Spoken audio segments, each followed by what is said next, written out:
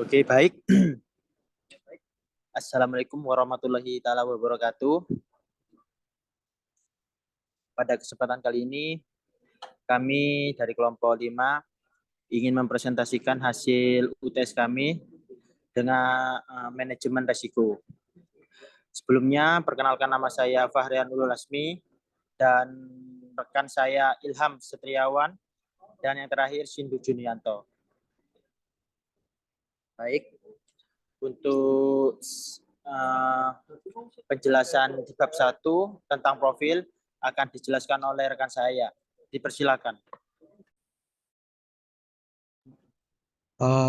Oke, baik.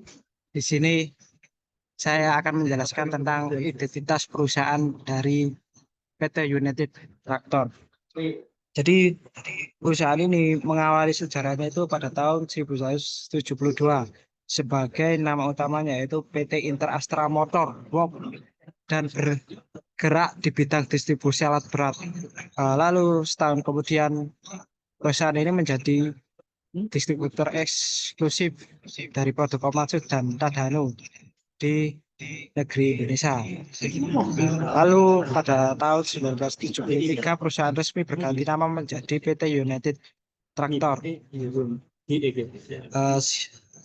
Singkat sejarah, seiring berkembangnya waktu, PT United Tractor ini mengembangkan sebuah PT anak perusahaan seperti PT Bina Pertiwi yang fokus kepada pertanian, selanjutnya PT Pama Persada yang berkecimpung di perusahaan pertambangan. Lalu pada tahun 92 perusahaan ini membentuk PT United Tractor Semen Gresik. Bersama Semen Gresik yaitu melakukan penambangan batu kapur. Selanjutnya PT United Tractor mengapakkan sayapnya di luar negeri yaitu di Singapura pada tahun 95. Dan pada tahun 97 perusahaan mendirikan PT Komatsu di Balikpapan yang menyediakan jasa remanufaktur mesin dan komponen Komatsu. Di tahun 2004 perusahaan United Tractor itu ditunjuk sebagai distributor eksklusif untuk produk Scania di Indonesia. Pada tahun 2007, Pama mengakuisisi Prima Multimineral yang memiliki kuasa pertambangan di Rantau, Kalimantan Selatan. Pada tahun 2008, perusahaan mengakuisisi PT Tua Turangga atau yang disebut TTA yang berkantor pusat di Kapuas, Kalimantan Tengah, dan mendirikan PT Multiprima Universal. Selanjutnya masuk ke dalam bab 2 yang dijelaskan oleh teman saya yaitu Varian. Oke, baik, terima kasih. Di sini bab 2 yaitu kita membahas tentang identifikasi resiko. Di sini ada 5 resiko. Yang pertama itu resiko operasional. Di sini di dalam perusahaan ini terdapat 3 resiko operasional. Yang pertama, keselamatan dan kesehatan kerja, yaitu K3. Dan yang kedua, pemberlakuan sistem kerja work from home atau shift karyawan sehingga pelaksanaan layanan customer support kurang maksimal. Yang ketiga, pemberlakuan sistem kerja work home karyawan sehingga pelaksanaan layanan customer support kurang maksimal atau tidak berjalan dengan normal. Baik, untuk yang kedua itu resiko keuangan. Di sini ada dua resiko. Yang pertama tingkat suku bunga, yaitu risiko tingkat suku bunga perusahaan terutama timbul dari pinjaman. Pinjaman ini diterbitkan dengan tingkat bunga mengapung lalu juga mengekspos perusahaan terhadap risiko suku bunga arus kas. Sehingga pinjaman yang diterbitkan dengan tingkat suku bunga tetap mengekspos terhadap risiko nilai wajar suku bunga. Untuk yang kedua, nilai tukar mata uang. Mata uang asing yang banyak digunakan oleh PT United Tractor adalah jenis dolar Amerika. Pada tanggal 31 Desember 2021, dolar Amerika menguat atau melemah sebesar 10% terhadap rupiah dengan asumsi variabel lainnya tidak mengalami perubahan. Maka laba setelah pajak perusahaan akan naik atau turun sebesar 548,9 miliar rupiah. Untuk selanjutnya, resiko pasar. Di perusahaan ini terdapat 3 risiko pasar. Yang pertama, penurunan penjualan alat berat yang disebabkan oleh penurunan daya beli pelanggan akibat pandemi. Yang kedua, persaingan harga semakin ketat antara kompetitor atau perusahaan lain. Dan yang ketiga, ada sebuah kompetitor di bidang yang sama. Untuk resiko yang keempat yaitu sosial dan politik. Di sini terdapat 4 risiko sosial dan politik. Yang pertama, perubahan atau peraturan hukum yang tidak menguntungkan bagi pemerintah. Perseroan menghadapi perubahan peraturan tidak terduga dan mungkin tidak menguntungkan yang berdampak pada bisnis perusahaan tersebut. Yang kedua, tanggung jawab sosial, permasalahan masyarakat, ketidakmampuan untuk bertindak demi kepentingan terbaik masyarakat dan mengakibatkan citra negatif di mata publik atau berdampak negatif pada kegiatan perseorangan. Yang ketiga, peraturan pemerintahan dan perubahannya. Perubahan peraturan pemerintah ini di sektor pertambangan. Yang terakhir, perselisihan dengan masyarakat. Terjadi perselisihan dengan masyarakat sekitar tambang. Untuk yang kelima, risiko lainnya, kami menemukan terdapat 2 risiko yang ada di perusahaan United Tractor ini. Yang pertama, kerentanan terhadap volatilitas komoditas, yaitu pemulihan ekonomi global pada tahun 2021 diperkirakan akan mendorong rebound permintaan batu bara jangka pendek, menyusul penurunan besar tahun sebelumnya yang dipicu oleh pandemi COVID-19. Untuk yang kedua, hambatan usaha akibat pandemi COVID-19. Ada ketidakpastian yang harus berlanjut terkait durasi dan intensitas gangguan COVID terhadap bisnis atau aturan lockdown, pembatasan mobilitas dan kasus positif COVID-19 menyebabkan perubahan signifikan bagi prinsipal, vendor, dan pelanggan dalam menjalankan rantai pasok. Dan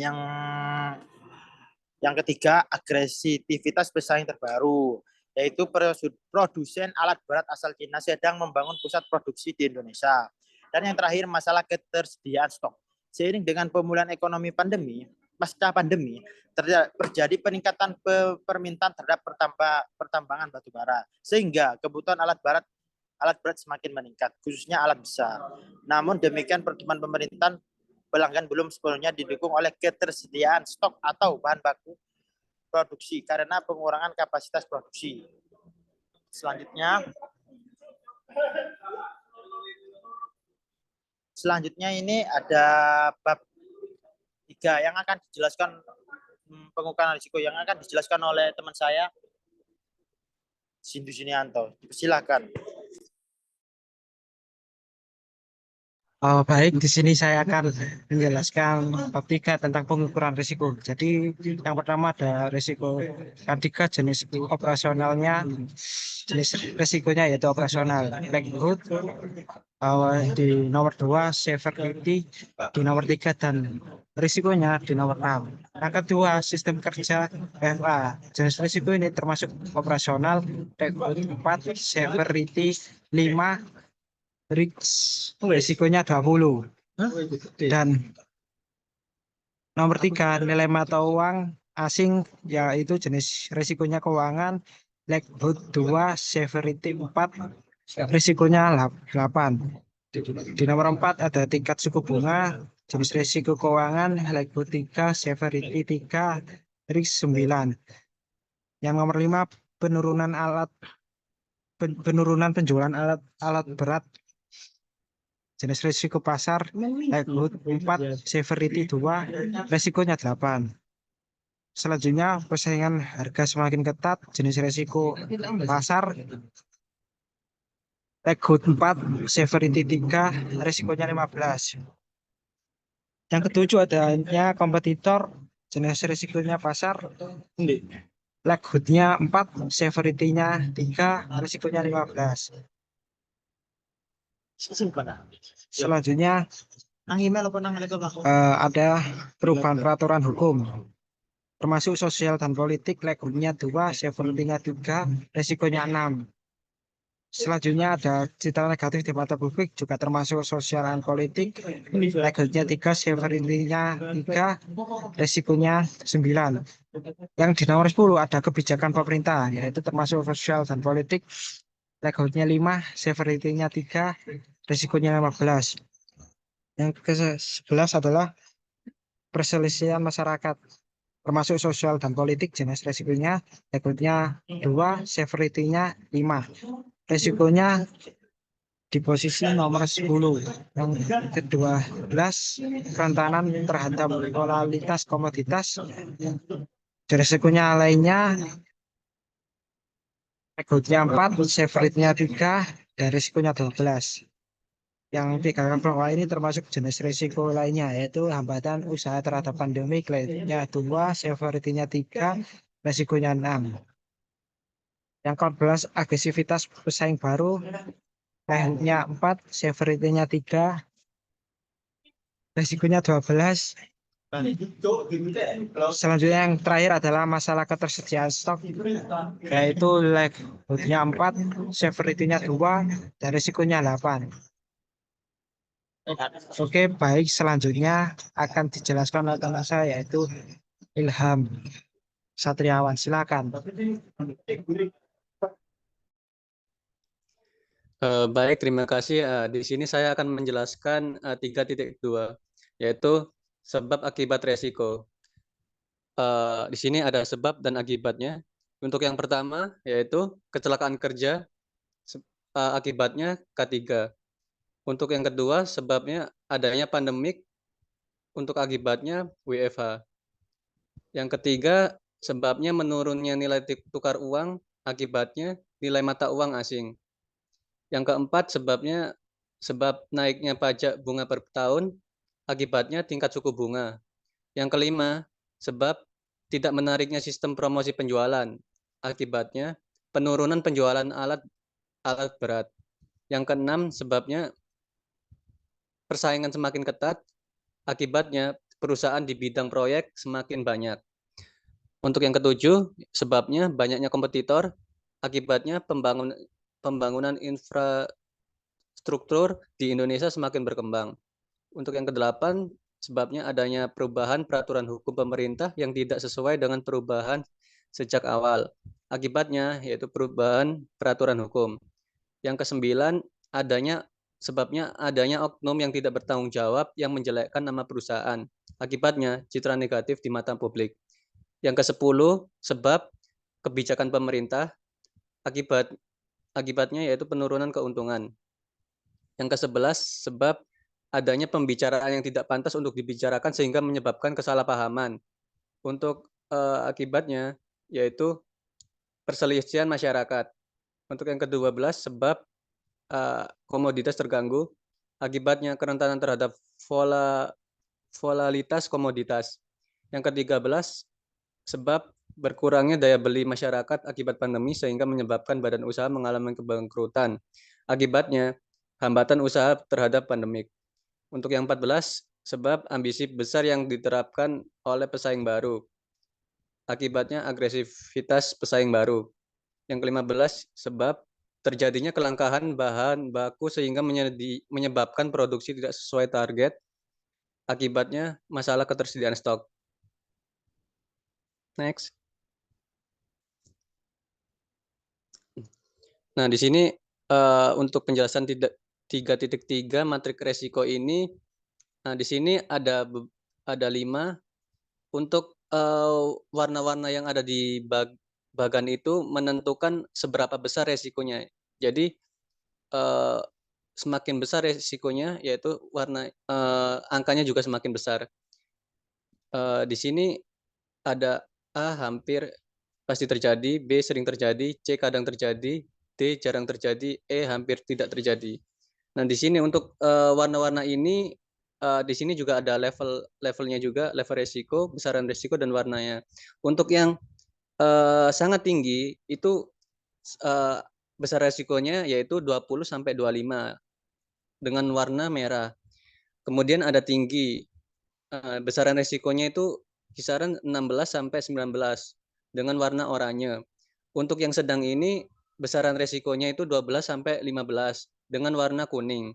Untuk yang rendah ini besaran resikonya antara 6 sampai 11 dengan warna hijau. Untuk yang sangat rendah ini besaran resikonya 1 sampai 5 dengan warna biru. Next.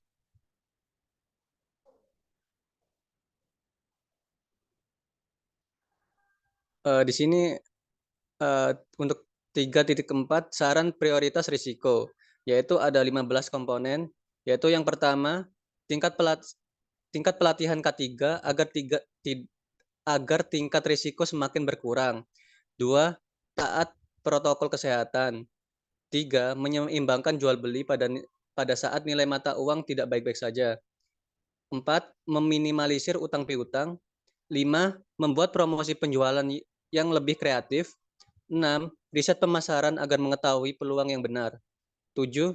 Tingkat pelayanan agar bisa menyita perhatian konsumen. 8. Taati peraturan pemerintah agar bisa menjalankan roda perusahaan. 9. Memberikan keyakinan kepada masyarakat seperti CSR. 10. Mengajak kerjasama pemerintah agar keuntungan semakin meningkat.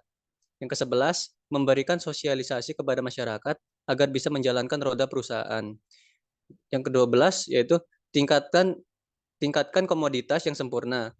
Yang ke-13, perusahaan harus melakukan sebuah teknologi inovasi agar tidak mengalami kebangkrutan jika ada situasi di masa mendatang. Kemudian yang ke-14, tingkatkan profit dengan cara mengakuisisi perusahaan yang diambang kebangkrutan. Untuk yang terakhir yaitu 15, yaitu perusahaan mencari bahan baku di luar negeri walaupun harga agak sedikit mahal supaya tidak mengalami kebangkrutan. Oke, next. Mungkin Oke, baik. dijelaskan. Oke, baik. Mungkin ini saja yang bisa kami sampaikan atau kami paparkan tentang UTS kami. Apabila ada kesalahan kata atau tidak kesesuaian dengan di lapangan, kami minta maaf sebesar-besarnya. Kami akhiri. Assalamualaikum warahmatullahi wabarakatuh. Waalaikumsalam warahmatullahi wabarakatuh. Wabarakatuh.